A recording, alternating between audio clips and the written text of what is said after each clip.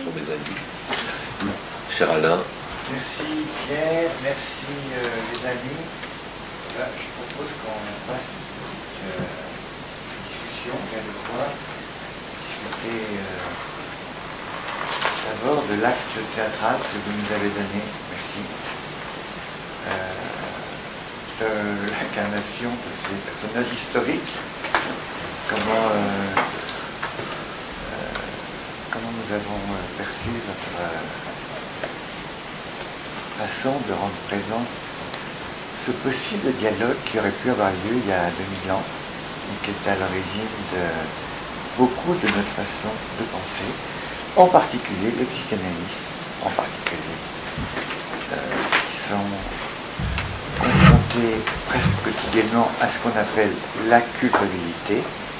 Nous sommes cette culpabilité qui n'est pas sans rapport avec les mots qu'a introduit Paul sous le nom de péché originel, qui apparaît surtout dans le débat de l'interprétation du péché d'Adam. C'est un petit peu là que apparaît la distinction, conception du mal, qui a été reprise après par saint Augustin et qui a organisé le christianisme.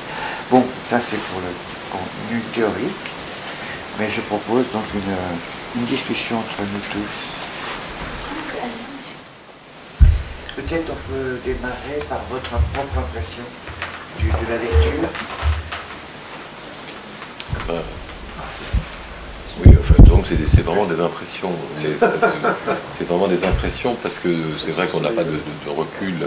Il y a un chemin, en fait, de pensée, enfin je parle de Pierre, hein, parce que il y a un chemin du dialogue entre Paul et Pierre qui est un chemin très délicat dans le sens de la délicatesse des choses, à savoir qu'effectivement il y a un objet qu'on saisit, qu'on comprend, qui s'approche, qui revient, qui se promène. Je crois qu'il a exactement le poids du péché originel. C'est-à-dire que c'est extrêmement ténu, c'est très fin, et c'est vrai que pour une lecture, c'est faire écho de cet objet sans poids et si pesant cependant. Je l'ai senti un peu planer entre nous deux. J'ai senti parce qu'on je voulais vous dire simplement, on n'a pas préparé, on n'a pas fait de lecture avant cette lecture. On s'était chacun préparé pour que vous ayez le choc de notre confrontation. On n'avait pas préparé la lecture. Et j'ai senti par moments qu'il y avait des choses. C'est une vraie première. Je trouve ça mieux, c'est plus honnête de faire une vraie lecture, préparer chacun de notre côté pour qu'on se confronte. Et j'ai senti à un moment donné qu'on commençait un peu à toucher les choses, mais c'est de l'intérieur. Donc voilà, je crois que voilà, c'est ce que je peux dire moi en tant que ayant lu Pierre, ayant lu Paul, tu veux dire quelque chose? Je n'ai pas beaucoup de recul, c'est difficile. Quel est le ressenti à celui qui entend la lecture? Oui, quel est son ressenti, parce que oui. Difficile d'avoir un recul sur ce qu'on fait. Oui, exactement. Donc, on peut se fourvoyer et croire qu'on est dans le bon chemin, alors que c'est l'inverse. Délicat.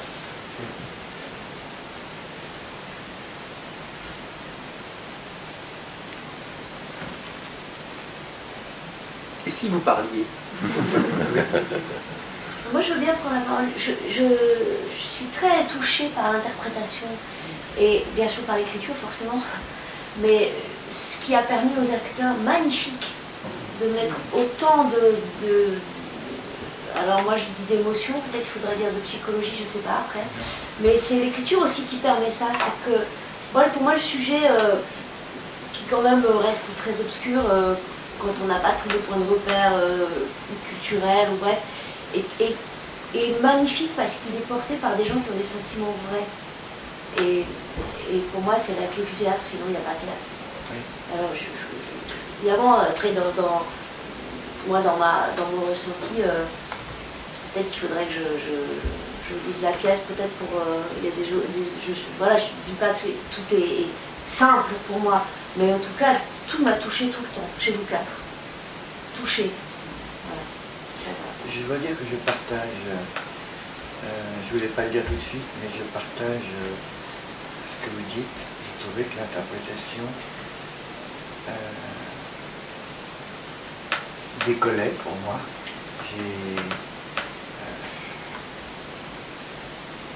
Enfin, il y avait vraiment de l'interprétation parce que ces personnages, de façon distincte, sont mis à exister et ils n'étaient pas le simple reflet de ce qui est écrit, c'est-à-dire qu'ils avaient une vie propre qui est liée à l'interprétation, c'est-à-dire une part de création qui était liée à ce qu'il y avait dans votre voix, dans l'intention de votre voix. Vous avez fait revivre que c'est précieux, que vous êtes capable de faire revivre au présent des mots qui viennent du fond des âges. Nous sommes là pour incarner, donc mettre de la chair dans une pensée qui est tellement brillante et tellement brillante et tellement pensée que nous, il faut, je pense, mettre le plus possible d'émotions, en tout cas de vie, pour ne pas que ça reste quelque chose que le public ne prenne pas simplement la pensée par sa pensée, mais aussi par son cœur. Bon, on voit les choses. Moi, j'ai été très touchée par la qualité de vos voix respectives et la façon dont vous avez fait retentir le texte dans cet espace. C'était absolument magnifique. On en oubliait parfois même la teneur du texte. Il y avait cette mélopée, cette musique, cette musicalité, et c'était superbe. Vraiment, bravo. Merci. Il y a une chose que je voulais dire, toujours dans la même continuité, c'est que en fait la qualité de ce que je pratique les textes d'Alain depuis quelque temps, et en fait il y a une qualité qui est propre au texte qu'Alain Didier-Velle écrit, c'est d'avancer pas à pas vers une pensée. Il n'est pas avare du léger point de suspension, mais même pas. Il y a une suspension de la pensée qui va aller plus loin pour chercher le mot juste et qui fait rebondir. Alors en ce sens-là, c'est une écriture originale et c'est une sorte de musicalité qui n'est pas une musicalité, comment dire, ce ne sont pas les grandes orgues, c'est quelque chose qui peut se découdre pour se recoudre un peu plus loin. Et ça, j'ai senti un peu ce fil comme ça, qui est un fil continu, mais avec des solutions de continuité, puis des discontinuités, et on reprend des choses où on reprend, enfin, il y a des fils qui se promènent et qu'on récupère au fur et à mesure. Ça, c'est une des spécificités, si ce n'est qualité, du texte d'Alain, et je sentais qu'on était un peu dans les mêmes phases. L'apparition du mot chrétien, je pense, est apparue à peu près peut-être 30 ans avant cet épisode. Ah bon? Oui, dans les actes, ça apparaît. C'est comme ça que dans les actes sont nommés cette bande de juifs originaux à Antioche. C'est précisément à Antioche que sont repérées l'existence d'un groupe qui s'affilient à Christ, et qui sont nommés chrétiens. Henri, si tu voulais peut-être prendre la parole là-dessus, je suis sûr qu'il y a plein de choses peut-être à dire là-dessus. Oui. Parce qu'on a beaucoup parlé de ces choses-là avec Henri, un grand connaisseur de plusieurs langues des évangiles. Oui, je vous remercie de votre lecture déjà. J'étais très sensible au rapport psycho-affectif qu'il y avait entre Pierre et Paul. Oui. Et puis à la défense qu'avait Paul dans la structure de sa pensée que je nomme épinoïaque, c'est-à-dire issue de son imagination.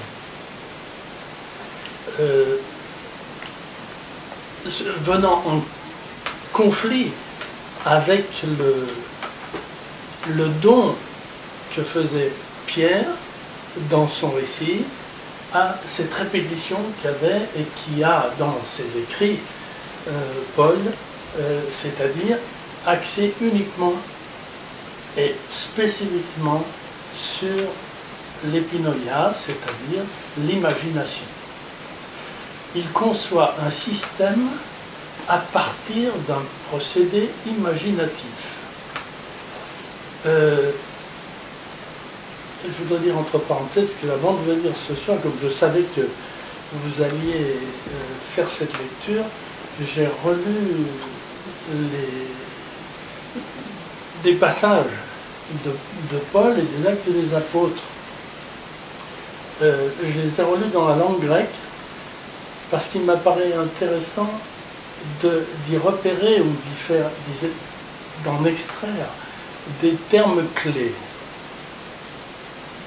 D'abord, c'est très important ce que vient de dire Alain, c'est que l'appellation de chrétien était très répandue, déjà dans le monde romain, et au moment où aurait pu se dérouler la scène que vous nous avez donnée. À tel point d'ailleurs que le préfet de police avait senti ça. Et dans le propos, dans l'écrit tel que vous l'énoncez, vous dites à Paul, vous annoncez déjà à Paul que c'est sa doctrine à lui qui va faire quoi dans l'Empire romain. Et c'est effectivement ce qui va se passer. Et dans les écrits que j'ai repris, surtout chez Paul aux Romains, il faut se rappeler que Paul aux Romains, dans l'Épître aux Romains, c'est un manifeste. L'Épître aux Romains est un manifeste politique. Un manifeste politique. C'est un manifeste très très fort parce qu'il indique déjà un aperçu de ce que peut être une société et sur quoi elle peut se constituer. C'est là où Pierre ce soir était très intéressant parce que lui, il n'allait pas dans ces ressorts-là. Pierre, il laissait... D'ailleurs, vous le présentez, le Pierre, comme ayant beaucoup d'affection pour Paul, mais en même temps, une certaine crainte, la crainte de l'intellectualisme. Ce que je dirais aujourd'hui, moi, la crainte ressentie, mais non exprimée, qui est celle justement de l'épinoïa, c'est-à-dire de tout ce qui s'édifie uniquement à partir de l'imagination et rien d'autre que l'imagination, qui n'est pas l'imaginaire. Hein. Et dans les textes que j'ai repérés, en relisant Paul, c'est dans l'Épître aux Romains aussi, excusez-moi, il faut que je change de lunettes, c'est au chapitre 5, il y a un terme qu'il nous faut, je pense, retenir quand il parle du péché. C'est au chapitre 5 qu'il parle du péché, que nous avons résumé tout à l'heure autour du péché originel, ou originaire, comme le dit souvent de fois Alain, mais qui est transmis dans la tradition chrétienne par le terme originel. Et donc, la distinction que fait Paul toujours dans ses écrits, et particulièrement dans l'Épître aux Romains, c'est quand il distingue toujours péché originel des autres péchés, des péchés que l'humain, dans lequel l'humain avec lesquels il se dépête. Et bien, il emploie pour dire le péché, ce péché dit originel, il dit que c'est une amartia. Amartia, et il l'emploie toujours au singulier, et qui veut dire, littéralement, on trouve ça dans Échille, beaucoup dans les œuvres d'Échille, qui veut dire manquer le but. On a manqué le but. C'est pas seulement on s'est trompé, pas seulement on a commis un péché, mais on a manqué le but. C'est comme dire qu'on a commis un raté. Et comme un manque de jugement. Et Paul, dans l'Épître aux Romains, indique ce mot amartia, péché, comme si ça avait été, et c'est dans la langue grecque. D'ailleurs, c'est très intéressant, à un moment donné, Pierre dit à Paul, mais toi, tu abondes du côté du grec, mais tu as oublié l'hébreu, tu t'es un peu distancié. Mais Paul est un érudit grec. Il se prend pour un érudit grec. Il n'est pas officiellement un érudit grec. Il se met au niveau des érudits. Et d'ailleurs, la rencontre à l'aréopage, le signifie bien lorsqu'il est rejeté par des intellectuels d'Athènes, qui le renvoient au moment où il parle de la résurrection des morts. Et là, on s'aperçoit bien qu'il y a un clash qui se produit en lui entre la pensée grecque, la tradition grecque, et ce que lui a d'ambitieux dans son imagination. Parce qu'à ce moment-là, on lui fait entendre, les Aréopagites lui font entendre, tu dessaisis l'humain de sa mort. Tu dessaisis l'humain de sa mort. Et ça, on ne veut pas l'entendre. Le dessaisissement de la mort, chez l'humain, c'est pas possible. Tu nous dis quelque chose là qui vient de ton imagination. Et ça va le poursuivre d'ailleurs. Il ne retournera plus jamais à Athènes après cet épisode. C'est quand même important de le souligner. Là, il sortit de ce moment-là comme déconfit. Donc quand je vais un peu dans tous les sens, excusez-moi, mais je suis trop long. Je voulais dire ce rapport de Paul à la langue grecque et à l'hébreu me paraissait important que s'il y avait un metteur en scène qui travaille sur ce texte, je crois qu'il faudrait une imagination que moi je n'ai pas quand je l'enseigne, de montrer que cet homme est déchiré entre ces deux langues, parce qu'il parle toujours en grec, tout ce qu'il dit, sauf ces mots que j'ai isolés sur lesquels il y a beaucoup de choses qui se disent, c'est ces mots qu'il entend de la voix qui l'identifie comme celle de Jésus, pourquoi le verset futur. Ces 3 mots, ces 4 mots, c'est la seule fois où Paul évoque l'hébreu, parce que cette voix, dit-il, est énoncée en hébreu. En araméen. En araméen. On ne sait pas, il ne le dit pas spécifiquement. C'est ou l'hébreu, langue sacrée, ou l'araméen, en tout cas pas en grec. Ça, c'est vrai. Alors ça, je pense que dans la... Je ne sais pas si... Il faudrait pouvoir montrer comment cet homme est déchiré entre 2 langues. Parce que... Bon, je ne vais pas...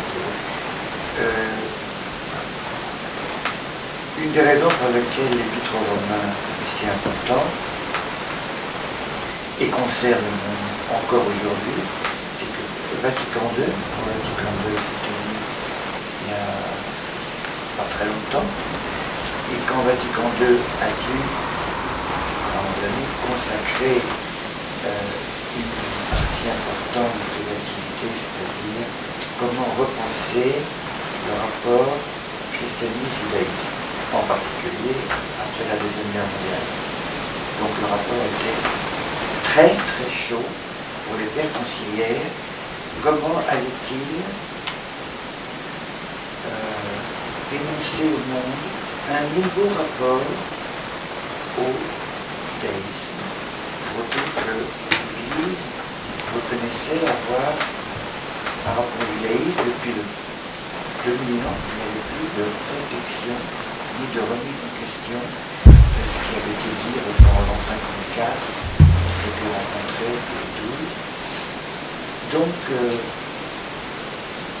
ans après, ils reviennent et se disent qu'il faut qu'on revienne sur notre rapport de Genève, qui lève les possibilités exploitées en particulier par les, comme on le sait, par les mouvements racistes ou antisémites. Il faut qu'on revienne là-dessus. Et pour cela, très compliqué, il fallait trouver un texte sacré sur lequel... Et le seul texte que les peuples conciliés ont trouvé, c'est l'Épître aux Romains. Et dans l'Épître aux Romains, ils ont extrait 6 versets, c'est pas beaucoup. 6 versets, 3 versets qui disent la raison pour laquelle il y a un tronc commun et un rapprochement très profond entre judaïsme et christianisme ancien qui peut revenir, et 3 autres versets qui disent le point sur lequel il y a une séparation radicale. Juste un mot pour dire que le mot chrétien était extrêmement répandu, puisque Néron, c'est même pas un peu fantastique. Tous les historiens, nous savons que Néron a pu accuser les chrétiens, et pas les juifs, de l'incendie de Rome. Donc c'est un classique. Ils étaient à Rome connus comme une secte fanatique. Ils étaient traités comme Judas, les juifs. C'était pas exclusif, c'était ou chrétien ou galiléen. Ou galiléens. C'est-à-dire les sectateurs du gibet. Prêtres, en tout cas, comme ça qu'on les appelait. Propos d'accuser, mais ce que je trouve une chose très forte, c'est le type de relation qui est entre Pierre et Paul, que vous avez fait. J'ai réalisé que c'était pas, tu l'as senti aussi, je crois, c'était pas possible de rentrer dans leur dialogue sans l'interpréter.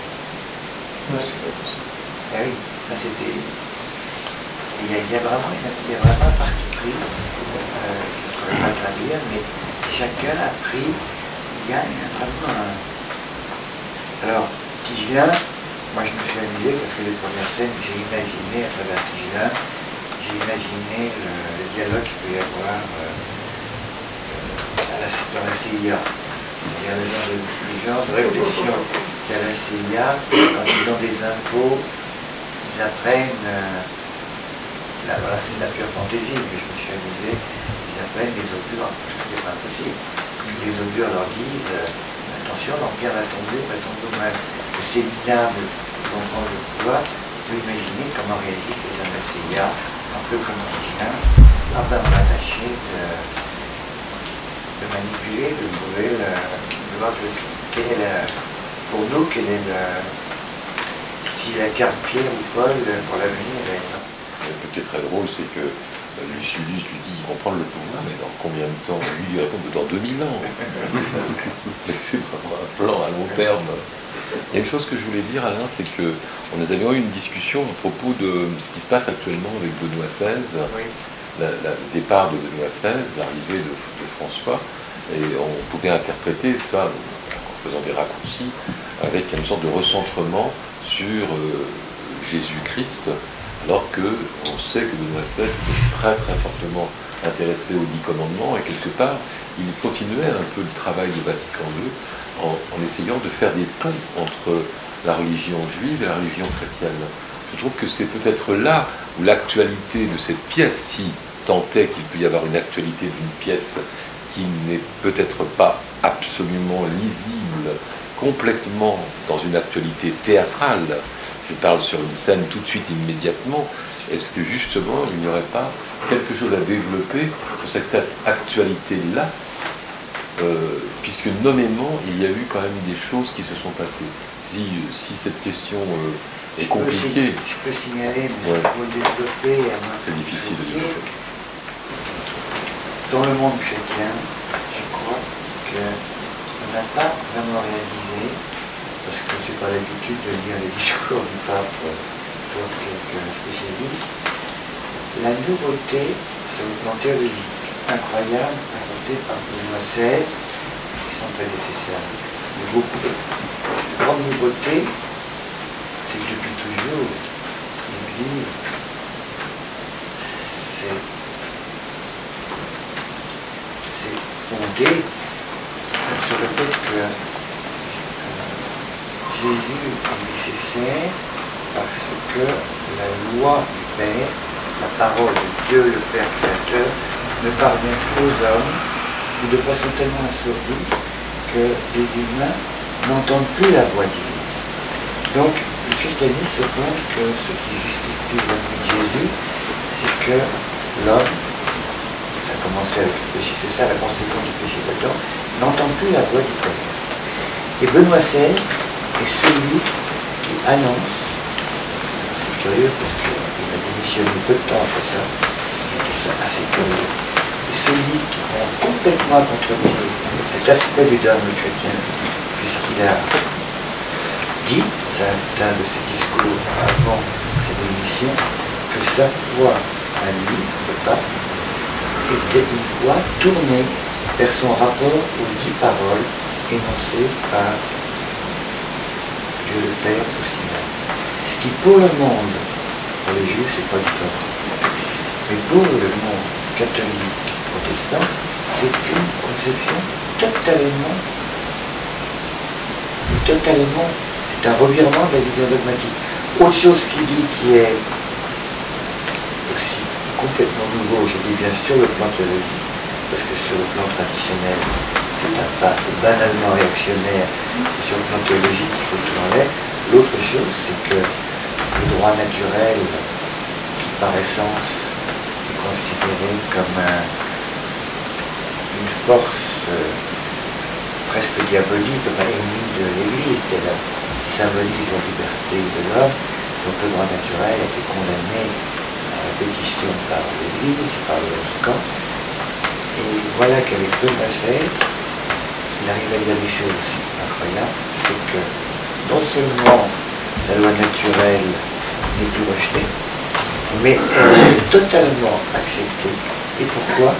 Parce que cette loi naturelle, interprétation de Benoît XVI, en fait, correspond au message des 10 paroles énoncées par Dieu au Sinaï. C'est-à-dire ouverture brusquement totalement nouvelle à la loi naturelle, et la proximité de ce pape avec le judaïsme est assez stupéfiante sur le plan théologique. Donc, Pierre, effectivement, c'est par ces biais-là que ce texte pose une actualité par rapport à l'évolution actuelle du christianisme et au type de dialogue qu'il peut y avoir entre le christianisme et le judaïsme. Alain, est-ce que tu peux, s'il te plaît, reprendre les quelques propos autour du mot de persécution? Parce que je n'ai pas bien en mémoire et tous les passages me sont un peu flous. La persécution, d'abord, c'est la conversion de Paul se fait autour. La grande particularité de Paul, c'est que par rapport aux 12 apôtres qui ont été nourris par les paroles de Jésus vivant, Paul n'a pas connu Jésus, n'a jamais rencontré, n'a pas été un disciple de la parole de Jésus. Il a connu devant Damas une conversion de croyants qui vient d'une voix qui l'identifie à celle de Jésus, qui lui dit en araméen et en hébreu: pourquoi me persécutes? C'est tout à fait énigmatique. C'est ça, c'est quelques mots qui le transforment en une seconde ou un quart de seconde. Peut-être que c'est là qu'il y a plus d'informations que moi sur la rapidité de la conversion. Une seconde ou un quart de seconde, tombe de cheval et il est tout. Alors, ce que Pierre lui fait remarquer, c'est une vraie question. Pourquoi c'est par ce biais-là que va apparaître le christianisme? Parce que c'est Paul qui compte. Sans Paul, la simple parole de Jésus, tous les historiens théologiens sont d'accord là-dessus, la simple parole de Jésus n'était pas assez puissante pour créer une nouvelle religion. Il a fallu Paul et ces 4 paroles pour cette conversion. Pourquoi? C'est une question à laquelle, en fait, j'essaie de dire en texte, de me rapprocher. Il répond jamais, en fait, à cette question. Il arrête de persécuter à ce moment-là. Mais pourquoi il persécutait? justice, il ne répond jamais à la justice. C'est une question qui se pose toujours, que je trouve assez... C'est-à-dire, pourquoi il est persécuté? Il fait, tiens, qu'est-ce que la persécution? Pourquoi c'est un homme qui a rapport à la persécution et qui va venir à l'origine de cette religion universelle? Quelques mots. Alors, dans le dialogue, ce qu'il veut rappeler, c'est que à partir du moment où il entend cette voix, il s'identifie à Jésus, il devient celui qui est persécuté. Mon hypothèse que je fais, c'est qu'à partir de ce moment-là, il devient réellement persécuté. Tout le monde va le persécuter. Dans la réalité, mon hypothèse, c'est qu'à partir du moment où il devient persécuté, il cesse de se sentir persécuté, puisqu'il l'est réellement. Et sa théorie du péché originel, une théorie d'un après coup, pourquoi il se sentait persécuté avant? Alors ça, c'est un domaine passionnant. D'où vient le fait que nous puissions nous sentir persécutés sans avoir rien fait? Parce que c'est ça la grande énigme. Pour les Juifs, le péché, c'est que l'interprétation des Juifs, c'est que Adam s'est mal conduit, a trahi, a menti, a fait un faux serment, donc il a fait un acte répréhensible. Pourquoi il dit non? C'est pas du tout, c'est pas ça le péché. C'est pas parce qu'il n'a pas voulu revenir à Dieu, c'est parce qu'il ne pouvait pas, parce qu'il y a en l'homme quelque chose qui l'empêche d'avoir un rapport à la justice. Et donc c'est ça que je ne pas d'accord. Pourquoi l'homme ne peut pas avoir un rapport avec la justice? La grande énigme, qui est une énigme, c'est qu'est-ce qui fait que cette nouvelle, ce par quoi l'Empire romain, 3 siècles après, va être converti? En quoi il y a une telle séduction dans la nonce du péché originel, la culpabilité? Qu'est-ce qu'il y a de tellement séduisant pour qu'un empire qui était plutôt ouvert, comme on disait les Romains, au plaisir, presque à la débauche, à tous les excès, eh bien, c'est cet empire qui va, par l'intuition d'un empereur, va amener sans violence au début la conversion au christianisme. Ce que je voulais dire, c'est que ce sur quoi Pierre met l'accent, c'est qu'il fait remarquer à Paul qu'il se convertit souvent. C'est un peu bizarre, souvent et très vite. Parce qu'avant, il était, avant de persécuter les chrétiens, avant de persécuter les juifs, persécuter les chrétiens. Très vite, il est passé de l'un à l'autre. Bon.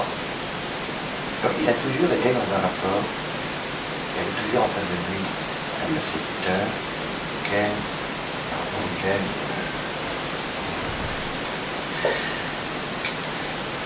donc, entre autres questions, ça nous laisse qu'est-ce que la persécution, et donc ça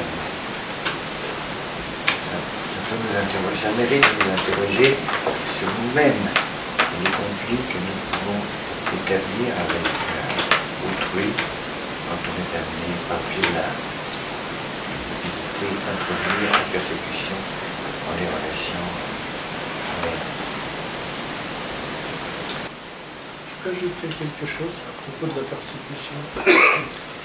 Moi, j'ai toujours été perplexe par cette traduction. Pourquoi me persécutes-tu? Tu as dit ces 4 mots. Il y a 4 mots. En grec, il n'y a que 3 mots. Ti me diokeis. Pourquoi me persécutes-tu? Le tu n'est pas écrit, n'est pas prononcé dans la langue grecque. Pourquoi tu me persécutes? Or, le verbe diokiein en grec signifie poursuivre quelqu'un, tellement le poursuivre au point que ça le persécute d'être poursuivi. Et ça, c'est très important. Là, pourquoi tu me persécutes? Pourquoi tu me cours après? Pourquoi tu me poursuis? Pourquoi tu me poursuis? Ça me persécute que tu me poursuis. Et donc, c'est comme si quelque chose lui était dit, il faut que je clarifie cette question, pourquoi je le poursuis? Pas tellement pourquoi je le persécute, mais pourquoi je le poursuis. Et à force de cette question, je vais me trouver, moi, dans la situation où vraiment je vais être persécuté par cette question. Et ça me paraît une précision extrêmement importante. C'est pour ça que j'ai toujours été dérangé par la traduction littérale et seule de la persécution. Il est vrai que quand il a été envoyé à Damas, il répond et il dit dans les Actes des Apôtres que je vais aller à Damas pour y faire un carnage. C'est le mot qu'il emploie. Hein. Faire un carnage auprès de ceux qui suivent la voie. C'est qu'à l'époque, on ne les appelait pas encore chrétiens. Hein. Et donc, cette question, pourquoi me persécutes-tu, c'est intéressant de toujours cela redire. Il poursuivait quelque chose. On n'a pas un mot français qui traduit le mot grec qui condense deux significations. Ouais. Je sais pas moi, comme ça je dirais, mais lâche-moi les baskets. Pourquoi tu cours après au point que j'en ai assez, que tu me persécutes? C'est ça que veut dire le mot diocèse en grec. C'est quelque chose évidemment qui va ensuite entraîner. Si on commente un tout petit peu une phrase de plus, et qu'on dit, et c'est pas, elle va bien, là. Pourquoi m'aimes-tu autant? Ce que l'on barre en même temps, c'est la haine. Et la question, c'est juste l'origine de la haine. Oui, c'est pas mal. Ouais. Il y a aussi une autre question que je poser sur cette phrase, c'est le pourquoi. Parce qu'il me semble qu'en hébreu, il y a deux pourquoi. L'un qui veut dire vers quoi, et l'autre qui serait à cause de quoi. Et donc, il a été dit que Paul entendait cette phrase en hébreu. Et si maintenant en hébreu, quelle version? Est-ce qu'on l'a dans le grec? Alors, dans le grec, non, elle est bien donnée en grec. Elle est donnée en grec, mais c'est une Shaoul, qui met Dioclès. C'est une très bonne remarque, mais le grec traduit, puisqu'il est dit qu'on lui parle en araméen, on ne connaît pas du coup la phrase en araméen. Non, je ne connais pas. C'est une très bonne question. C'est une très bonne question, oui. Mais c'est une citation dans la Torah, il y a un autre exemple, et dans ce cas-là, je crois que dans l'hébreu, dans ce cas-là, c'est lama. C'est-à-dire, c'est vers quoi? Ah oui. Le lama, on va le retrouver au moment de la mort de Jésus. Lama, votre famille. Il cite cette phrase. Puisqu'à un mot grec, c'est dit persécuté sans l'idée de poursuivre. Oui, il doit y en avoir un, je ne pourrais pas prendre. Mais oui, il y en a un, mais certainement il y en a un. Mais parce que précédemment, avant cette phrase, il est dit dans les Actes des Apôtres qu'il s'en va à Damas pour y faire un carnage. Rappelons que le mot phoné en grec, ça veut dire le mot, mais ça veut dire aussi la voix vocale. Mais le même mot avec un oméga, phoné, ça veut dire meurtre. Le même mot prononcé légèrement différemment. On emploie le même mot pour dire mot ou voix que pour dire meurtre. Et on sait qu'à Athènes, le mot signifiait toujours la chose, jamais son meurtre. Je voudrais ajouter quelque chose à propos de ce passage où donc on rappelle le pourquoi me persécutes-tu et le mettre en rapport avec la toute première rencontre ici à propos du nihilisme où Alain avait mentionné Tchekhov. Hein. Turgenev. Ah pardon? Turgenev. Non, pas Turgenev. L'écrivain russe. Tolstoï. Ah, Tolstoï, voilà, c'est ça, Tolstoï. Et au moment, quand tu parlais de ça, à un moment tu as parlé de Tolstoï et tu as dit Tolstoï est un illuminé. Je me souviens que tu as dit ça. Et tout de suite après, tu as parlé de Paul de Tarse, celui qui est l'objet de notre discours ce soir. Mais après tout, je me suis dit, mais Paul de Tarse aussi est un illuminé. C'est un illuminé. D'ailleurs, il tombe de cheval, pris dans une lumière. Il est ébloui, il tombe de cheval. Et il entend une voix.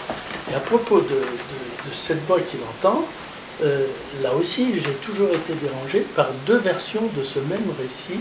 Une version qui dit « Il tomba de cheval » et tous ceux qui étaient autour de lui entendirent la voix, mais ne virent pas la lumière. Ça, c'est au chapitre 9 des Actes. Et au chapitre 22, c'est exactement le contraire. Tous ceux qui étaient là virent la lumière, mais n'entendirent pas la voix. Je fus, dit Paul, le seul à entendre la voix. Il y aurait quelque chose comme de l'hallucination auditive. Je fus le seul à entendre la voix. Je voudrais préciser que ce discours-là, c'est Paul de Tarse lui-même qui s'exprime devant le représentant romain. Quand il retourne à Jérusalem, il est traîné devant les gouverneurs romains et qui veulent l'emprisonner. Le gouverneur lui dit « Raconte-moi un peu pourquoi on t'en veut ?» Et lui, il raconte l'épisode, mais il dit expressément lui-même « tous ceux qui étaient avec moi virent la lumière, mais n'entendirent pas la voix. Je fus le seul à l'entendre. » Et c'est ce double texte, ce texte deux fois répété, mais contradictoire, m'a toujours questionné. Or, il serait intéressant de se tourner vers le côté théâtral de la paix et de demander à... Vous êtes metteur en scène et vous, au point de vue, est-ce que ce dialogue, qui est assez statique quand même, qui sont assis tous les deux, d'un côté de l'autre, qui vient aussi, il n'y a pas d'action, il n'y a pas de mouvement, est-ce que pour la mise en scène, c'est une très grande difficulté à traiter?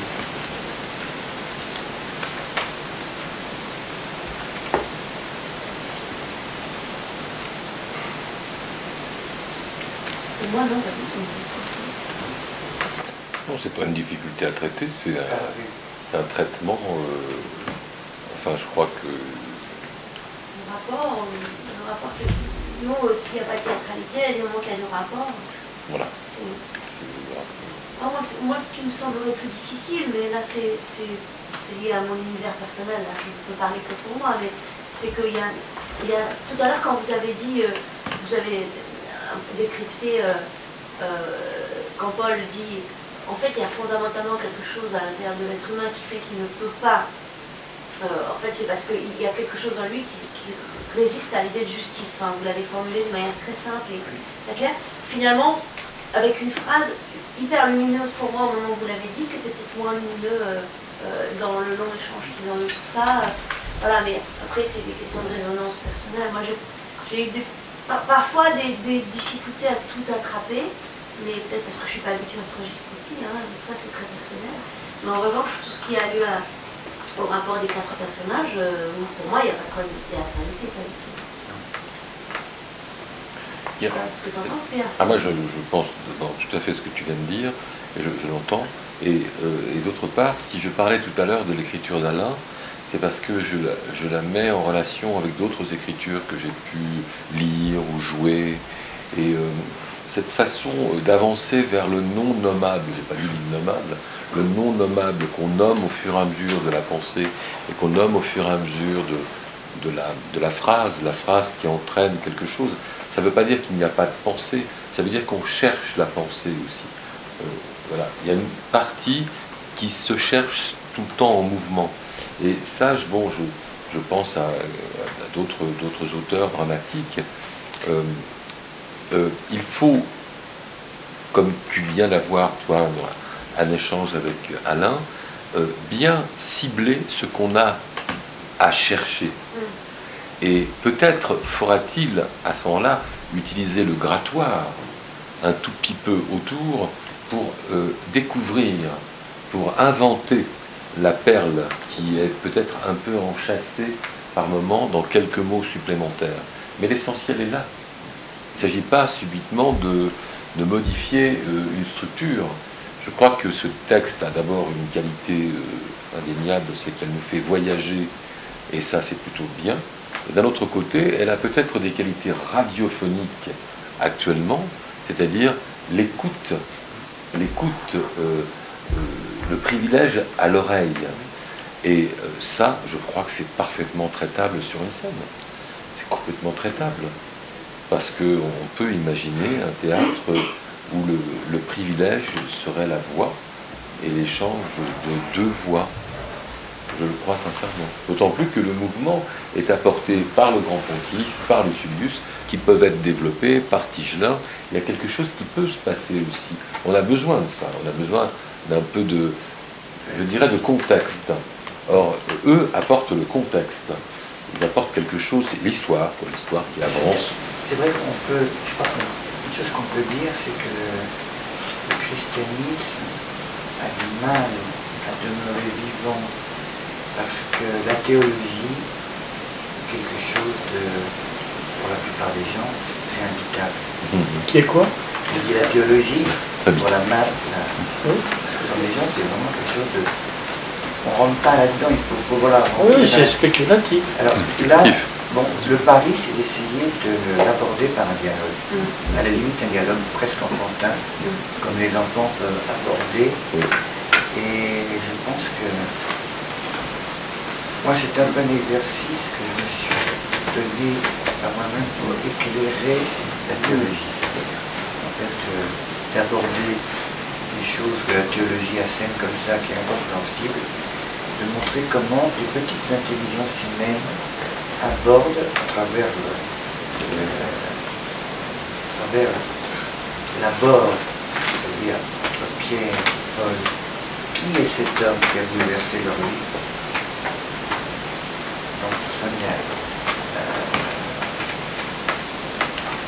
Donc, le radiophonique est important là, dans ce que vous dites, et ça s'est senti dans votre dialogue, au point qu'on peut passer, que celui qui a la foi chrétienne peut passer par un trouble efficient entre Pierre, entre ce que dit Pierre et ce que lui répond Paul, car pour celui qui a une foi chrétienne qu'il croit chevalier, Pierre et Paul sont les deux piliers de l'Église.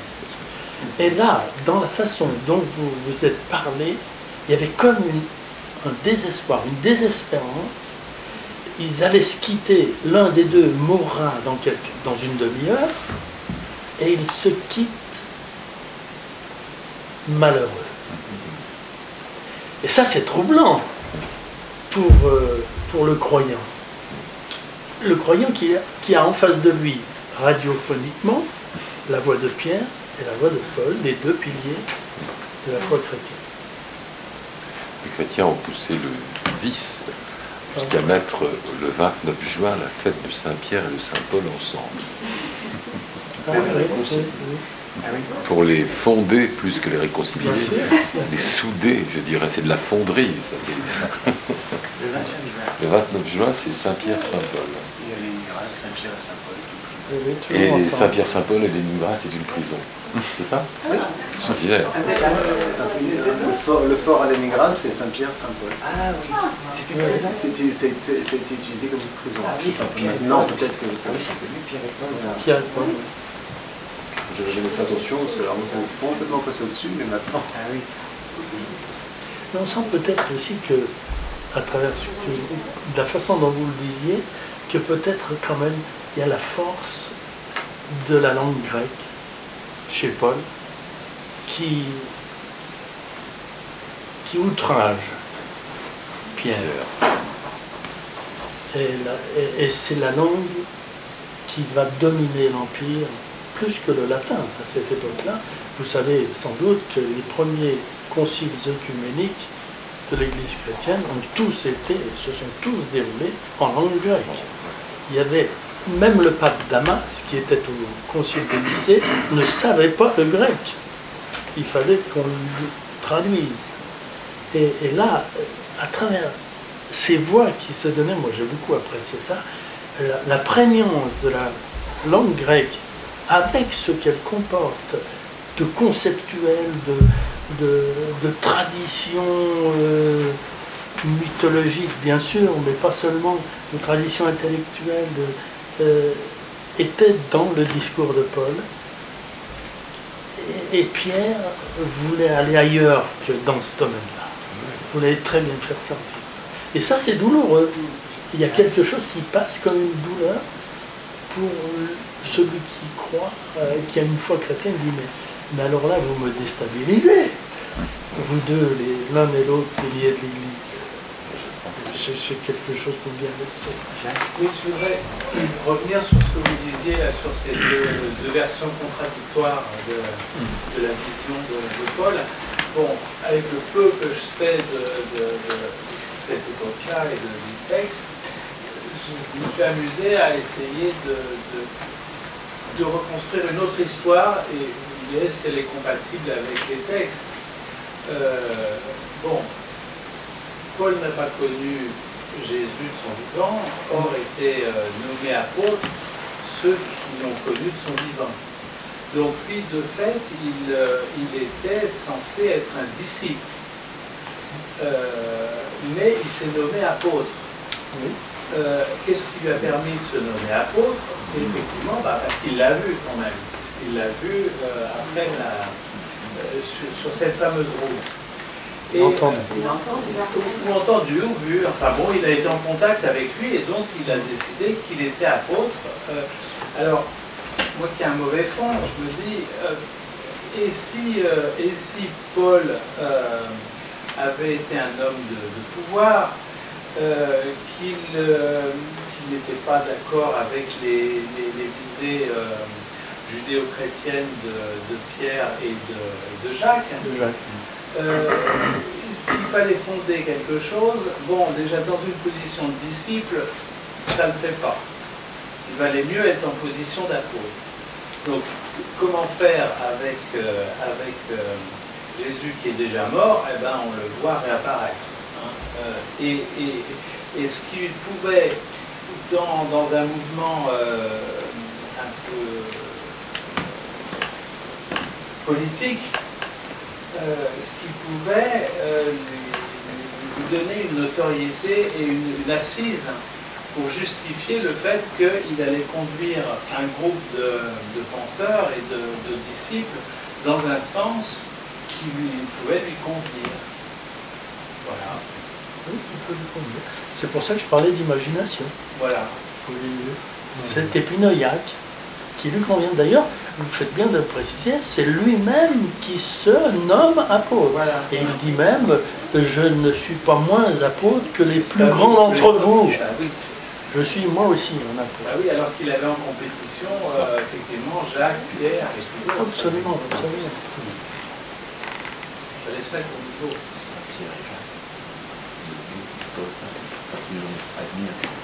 Ils l'ont admis. Ils l'ont pas nommé. Ils l'ont admis. Mais du bout des lèvres, hein. Ça n'a pas été. Ils l'ont laissé, oui. Il a été quand même envoyé comme apôtre en mission. Mais j'ai vu un assentiment total. Il y a eu une crainte au début, une méfiance qui s'est accrue. Mais j'aimerais demander aux amis qui ont eu le texte et aussi aux amis psychanalystes, qu'est-ce que vous pensez, parce que c'est quand même le cœur du débat, c'est qu'est-ce que vous pensez de l'hypothèse de Paul, centrale, qui est l'invention de Paul, c'est le concept de péché originel. Ce sur quoi s'appuie sa son invention. S'il y a quelque chose qui est une invention, c'est ça. Donc je trouve, je sais pas, si j'ai des amis, parce que nous ici, on a des éléments pour penser l'application de la loi, le rapport de la loi, péché, et puis, je ne sais pas, mis en tête, est-ce que ce concept de péché originel, est-ce que ça passe? Est-ce que... C'est un tout petit peu connu pour moi. J'ai manqué un peu de facilité de compréhension sur cet aspect. Je sentais qu'il y avait un nœud, je m'accrochais, je voulais comprendre, et j'ai du mal à comprendre. Mais vous voyez, ce qui est intéressant dans ce que vous dites, vous êtes d'origine chrétienne? Je suis catholique, oui. Catholique, oui. Donc, en tant que catholique, ça signifie que l'enseignement que vous a donné, vous savez peut-être pas, on ne vous a pas transmis ce qu'était le péché originel. C'est-à-dire que ça s'est transmis à vous dans les faits, mais avec les mots, je ne sais pas, l'enseignement tel qu'il se fait au catéchisme, on prononce ce mot comme si ça allait de soi, mais dans les faits, et en tout cas en France, la transmission en Europe, chez les protestants, je crois que c'est assez différent. Mais dans le milieu catholique, on en parle, on ne sait pas ce que c'est, alors que c'est totalement fondamental dans la subjectivité catholique. On ne l'enseigne pas en réalité. Chez moi, on m'en a jamais parlé du tout. Je trouvais que, enfin voilà, évidemment j'en ai entendu parler après. Dans l'histoire, je trouvais la supercherie était intéressante. C'est ça qui, moi qui n'en ai pas eu du tout, ni dans mon enfance ni plus tard, enfin, voilà, c'était plutôt quelque chose qu'on apprenait ou dont on nous avait parlé. Donc la supercherie est bien montée. Non mais l'histoire, voilà, c'est la nudité, non c'est pas la nudité, c'est un truc, machin, attendez, je vais m'arranger, voilà, pour me faire venir à moi. Oui. Et si le péché originel était une façon de remettre au goût du jour l'étape de la loi. Dans l'Ancien Testament, donc les 10 commandements sont autant de façons de parler de l'interdit de l'inceste. Hein. Bon. Or, on sait bien que l'interdit de l'inceste, c'est pas quelque chose de biologique, en aucune façon. C'est quelque chose de social qui est une condition nécessaire à l'avènement du sujet parlant. Mais c'est pas inscrit dans le biologique. Et si, pour actualiser justement cette coupure entre ce qui s'est appelé ensuite Ancien et Nouveau Testament, Paul aurait inventé une façon de remettre au goût du jour le fait qu'il y a de l'interdit par rapport au biologique. Et que ce péché originel, quelque chose qui serait marqué dans le corps, à savoir que le désir, il est là et il peut aussi bien s'exprimer pour un père vis-à-vis de sa fille qu'une mère vis-à-vis de son fils ou de sa fille, et qu'il fallait réinscrire comme si c'était marqué dans le corps que ce fonctionnement hors langage, ce fonctionnement hors interdit, eh bien, a des conséquences dramatiques pour l'humain.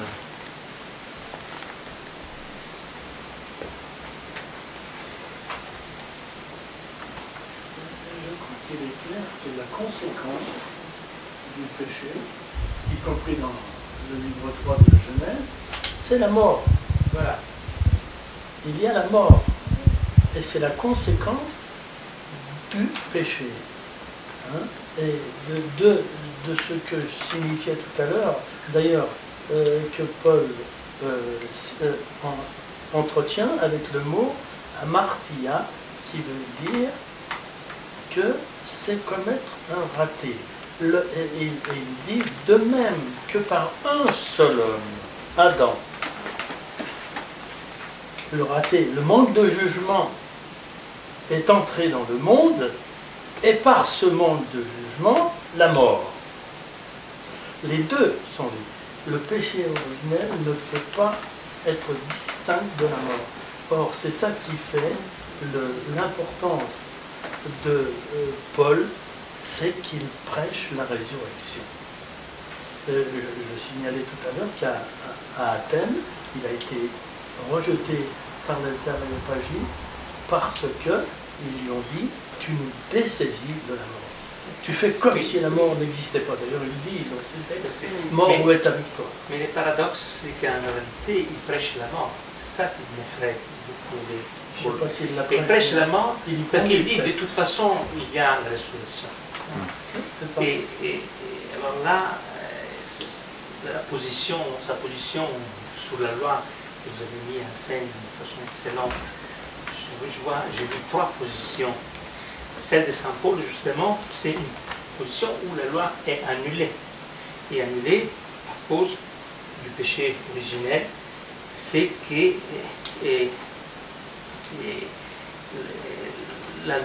le péché originel empêche quelconque action de la loi. Mais je voulais peut-être mettre en évidence la loi jouée par Tigellin et son actualité. C'est une loi arbitraire, c'est une loi, je dirais, du pouvoir qui est très actuelle finalement, et qui utilise, instrumentalise la loi pour des fins, et qui, je trouve intéressant, qu'elle se trouve en face à deux possibilités. Celle qu'on vient de dire de Paul, où la loi est en quelque sorte annulée, donc elle est plus actuelle, elle n'agit plus, et une autre loi intéressante qui est défendue par Pierre, qui est une loi agissante, qui est la loi symbolique. Et c'est de cette loi que nous, psychanalystes, nous intéressons. Voilà. Et je crois qu'en scène, j'entendais trois cloches qui faisaient surgir trois façons de voir la loi, je trouve pas moderne, mais actuelle d'aujourd'hui. C'est vraiment la question politique du moment. À quelle loi on se voue? Est-ce qu'on accepte d'être dans une loi arbitraire et perverse, où on arrive à opposer quelque chose qui soit agissant, même politiquement? Et Pierre dit, il y a une partie là-dedans qui s'est relevée. Ça, c'est très important. Il y a une partie là-dedans qui se relève. C'est-à-dire qu'il dit pourquoi, mais pourquoi le juif fait échouva et puis ça recommence. Et qu'il y a quelque chose de renaissant.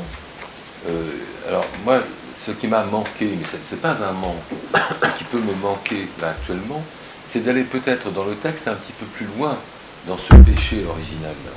Mais plus loin, alors là cette fois-ci, dans la description de la Bible, c'est-à-dire d'aller jusqu'à l'œuf, j'allais dire, en fait c'est une figue, si je ne m'abuse, enfin c'est un fruit, et je crois qu'il y a quelque chose d'intéressant à aller jusque-là, parce que ça peut centraliser la pensée, en tout cas d'un point de vue théâtral, si nous avons besoin d'images au théâtre.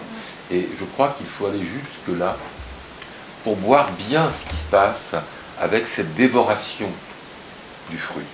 Là, j'entre peut-être dans des choses que je ne peux peut-être pas assumer totalement, mais j'ai essayé de me renseigner un peu avant de venir. Donc, cette dévoration du fruit et cette création de la non-dévoration de l'autre. Il y a bien quelque chose là-dedans qui se passe. Il y a bien quelque chose qui se passe dans ce fruit mangé. Et après, ce qui se passe. Et en plus, on aborde à peine Ève. Et d'ailleurs, en plus, je me demande d'ailleurs pourquoi elle s'appelle Ève à ce moment-là. Je me demande si elle ne s'appelle pas autrement avant. Et je crois qu'avec Isha. C'est Isha.